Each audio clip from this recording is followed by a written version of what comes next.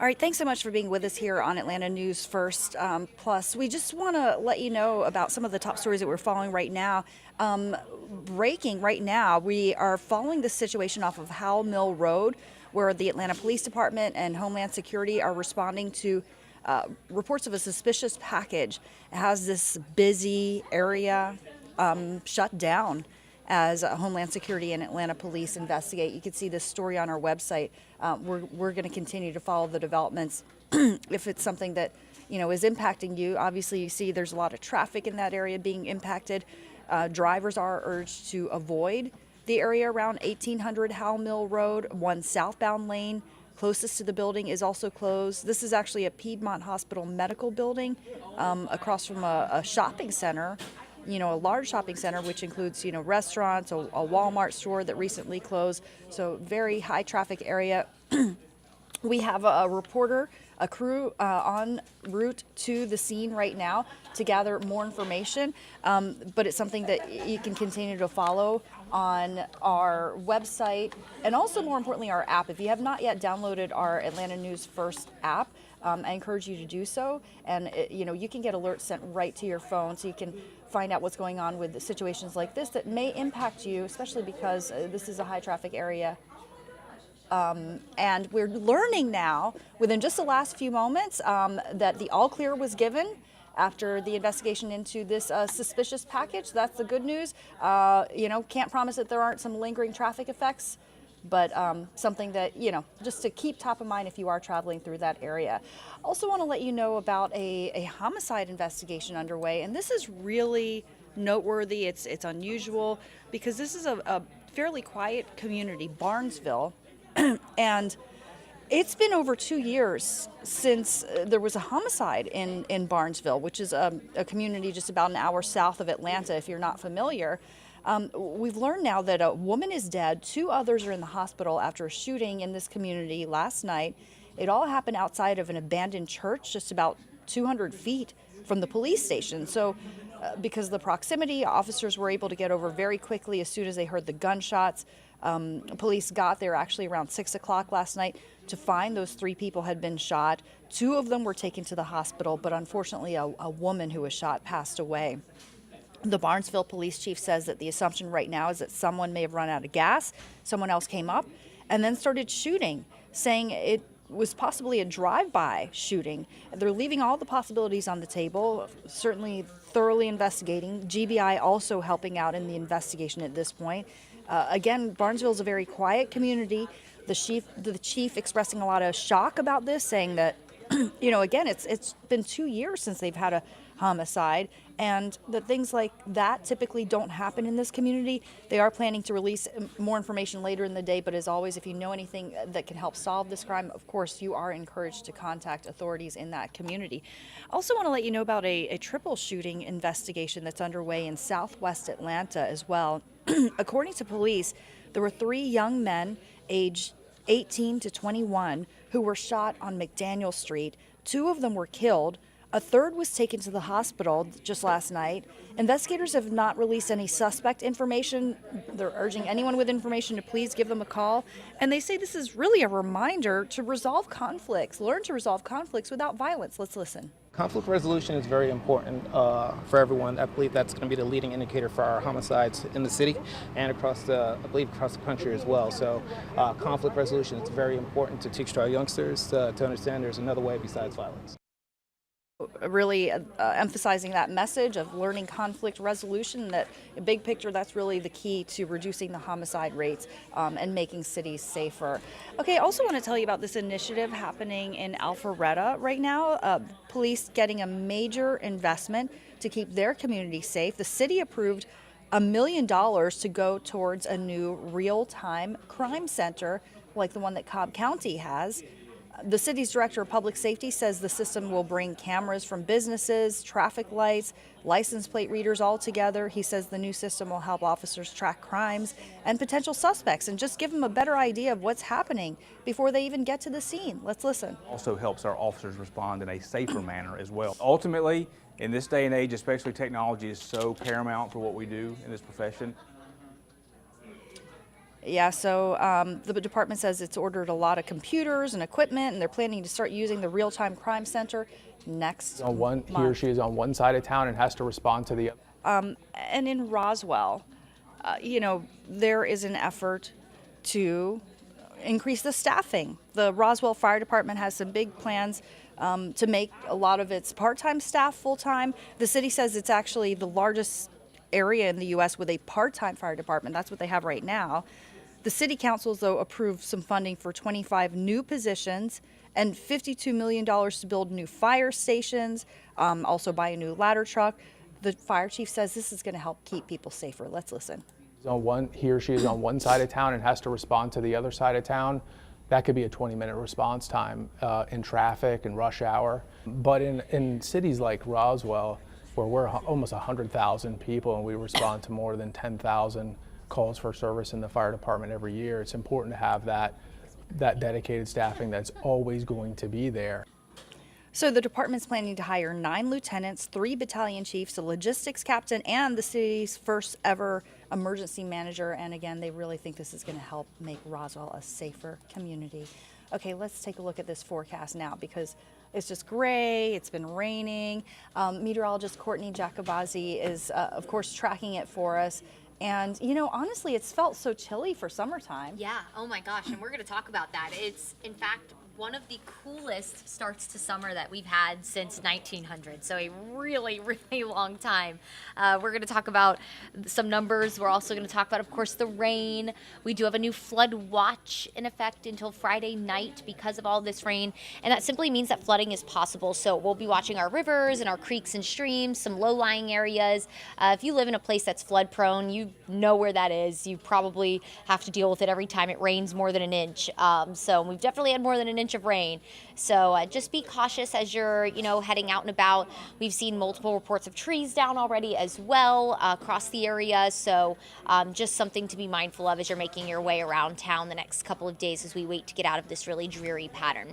Happy Wednesday, everyone. Happy summer solstice. It starts at 10:30. I think 10:31 is the official time, so just under half an hour is the official start to the summer solstice, longest day of the year, over 14 hours of sunlight, but we aren't really going to see the sun today, unfortunately. Going to be a pretty cloudy day.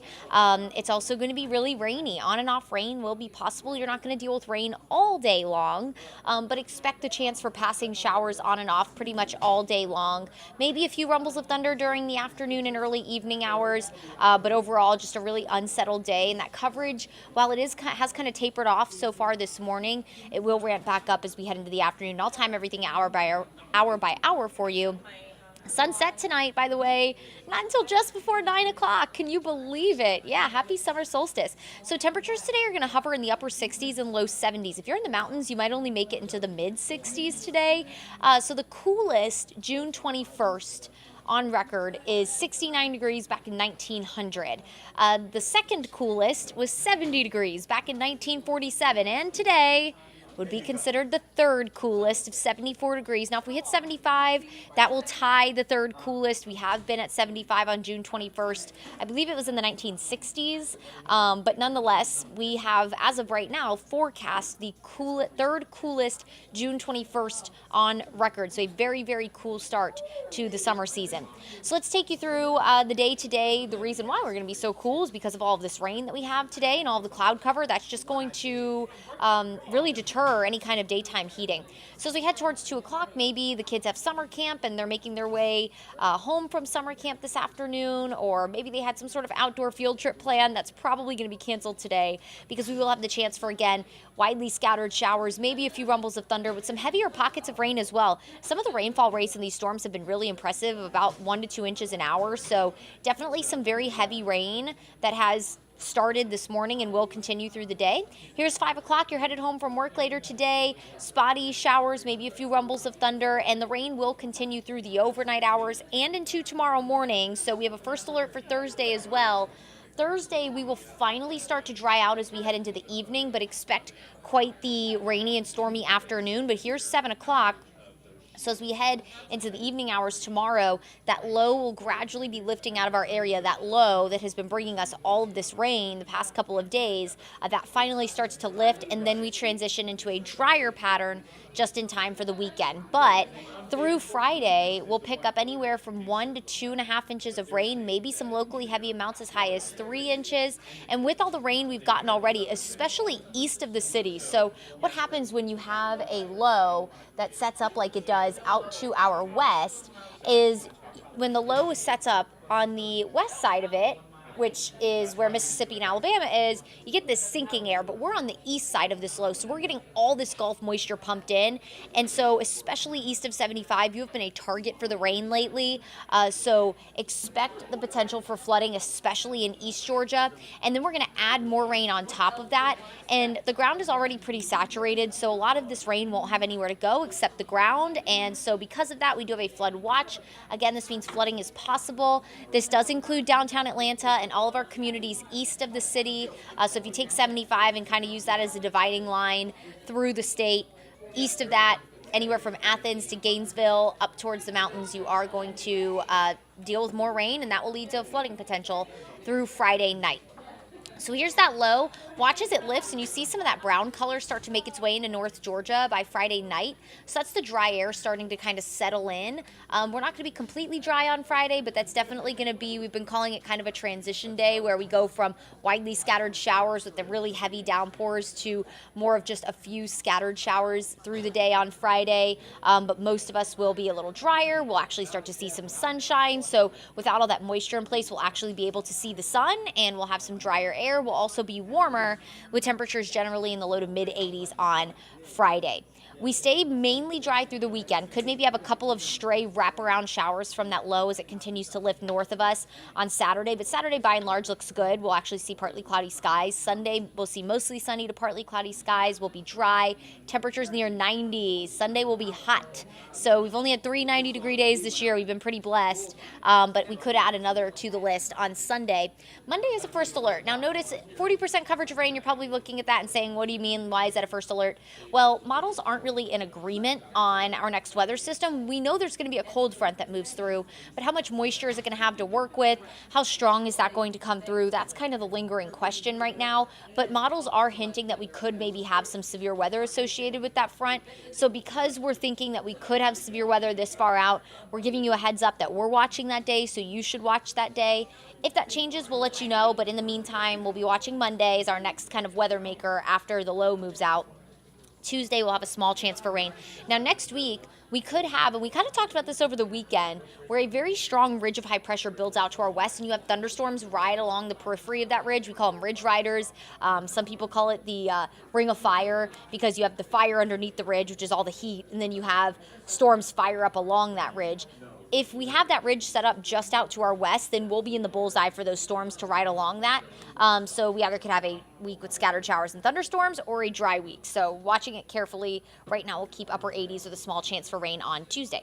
In the meantime, first alert for today, not all of us will experience, well, most of us will experience rain at some point today, hence the 90% coverage. Expect that coverage of rain to slightly go up through the afternoon and then taper slightly through the evening hours, but we'll still keep at least a chance for rain through the evening and overnight. Low 70s today. Some of us might not make it out of the 60s. It's going to be cloudy, just a gloomy start to summer. And then tomorrow, we'll have a slightly lesser coverage of rain, but expect rain for the morning commute in some capacity. The roads will probably be wet again tomorrow morning, especially with rain through the overnight. Mid 70s tomorrow, drying out by Friday. And then the weekend, first weekend of summer, actually looks good in summer, like mid to upper 80s on Saturday, near 90 on Sunday. Monday, we'll be watching again for maybe a severe threat, so something to stay tuned to over the weekend. And Tuesday, we will be partly cloudy with upper 80s. So enjoy the cooler days, I guess, because y'all, we're in June. We're heading into July. We're heading into the hottest month of the year. We are going to be missing days in the 70s very shortly. Okay, so, and we should count our blessings because our friends out in Texas have had 120 plus degree feels like temperatures. So I think 70s are okay. even if it comes with the rain. It's a gloomy day. It's a day to try and be as proactive as you can. Although I personally will be napping when I go home from work today because this is perfect napping weather. All right, enough of that. I hope everyone makes it a great day today. Drive very carefully on the roads. They are going to be wet. We will again be watching for flooding over the next couple of days with the additional 1 to maybe upwards of 3 inches of rain over the next several days into Friday. And then sunshine will return for Friday, and even more so just in time for the weekend. Make it a great day today, everyone. Thanks so much for spending some time with us, and we'll catch you here next time.